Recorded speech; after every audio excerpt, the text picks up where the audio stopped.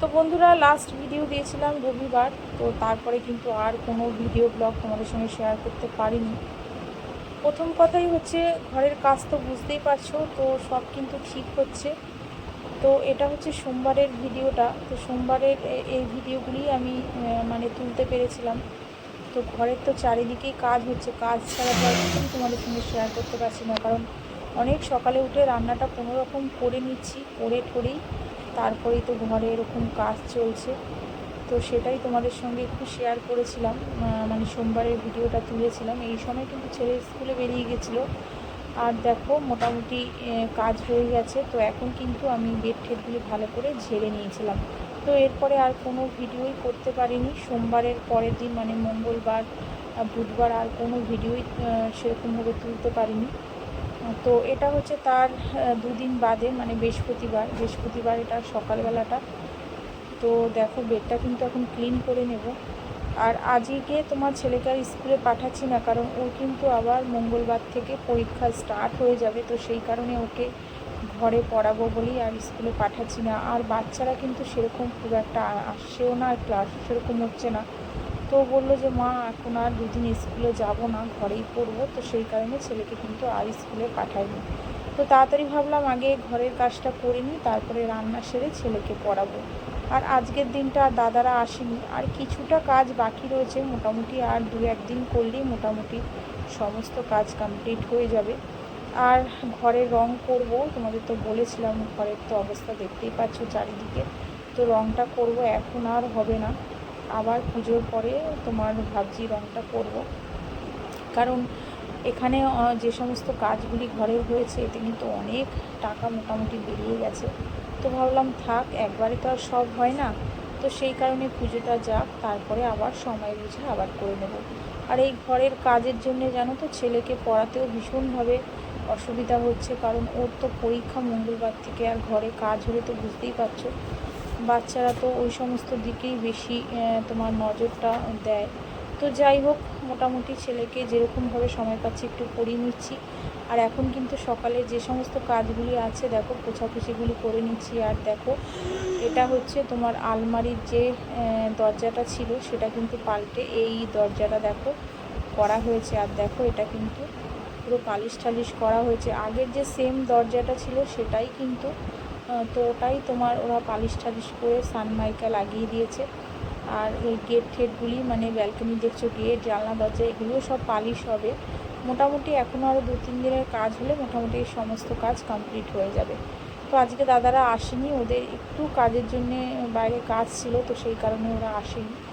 আর এতক্ষণে কিন্তু দেখো আমার কিন্তু ঘরের সমস্ত কাজ হয়ে গেছে। ওই তোমার এখন কিন্তু ওই 1:10 মতন বাজে। তো এখন তোমার রান্নাটা সারবো। আর ছেলেদের খেতে দিয়ে দিয়েছি। তো ছোট ছেলে ওই ঘরে পড়ছে শাশুড়ি ঘরে বসে। আর কি কি কাজ হচ্ছে সেগুলি দেখাচ্ছি। দেখো এটা কিন্তু একদম ভেঙে গেছিলো, ওটা ঠিক করেছি। আর এখানে ক্যাবিনেটগুলি তো নতুন করেছি। আমার ঘরের সামনে যেখানটা টেবিলটা ছিল, খাবার টাবার যখন রাখা হতো, সেখানটা এই ক্যাবিনেটটা কিন্তু হয়েছে। আর রান্নাঘরের সামনেই দেখো, এখানে যে বেসিনটা ছিল, বেসিন বসবে, এখনও আসেনি। আর এটা হচ্ছে সামনে আর একটা তোমার বাস্কেটের মতন হয়েছে। আর শাশুড়ি ঘরটা তো দেখতেই পাচ্ছ, এখানেও অনেক জিনিস নতুনত্ব হয়েছে। তো সেগুলি তোমাদের সঙ্গে একটু শেয়ার করে নিলাম। যখন পুরোপুরি হয়ে যাবে তখন দেখতে ভালো লাগবে।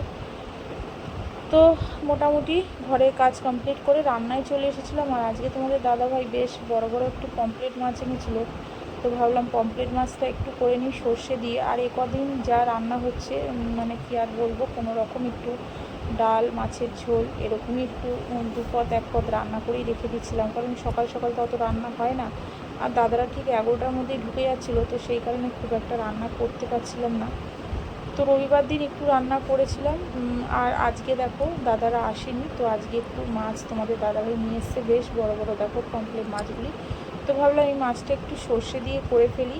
আর একটু পুঁই শাক করবো, শাশুড়ি পুঁই শাকটা কাটছে, পুঁই শাকটা করবো চিংড়ি মাছ দিয়ে। তো দুপুরের মেনুতে কিন্তু এই ছিল, এর বেশি আর করতে পারিনি।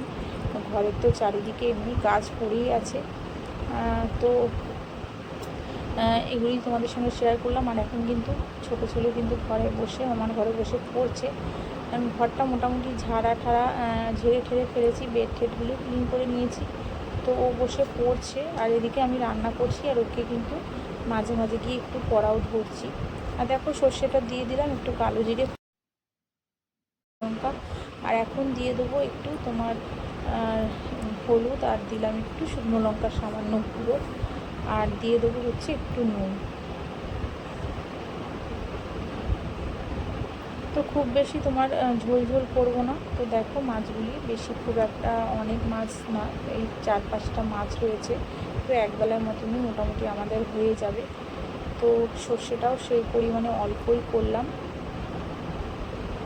তো পমফ্রেট মাছের কিন্তু সর্ষে দিয়ে কিন্তু খেতে খুব ভালো লাগে, কার কার ভালো লাগে আমার কমেন্ট করে জানিও।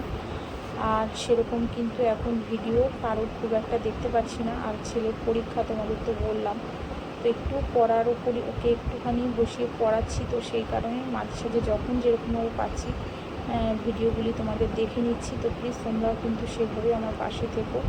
আর এই 2-3 দিন ব্লগ দিতে পারিনি, দেখলাম অনেক দিদিভাইরা আছে তারা সাবস্ক্রাইব তুলে নিয়েছে, তো এটা আর বলে কী হবে, এ তো আর নতুন কিছু না।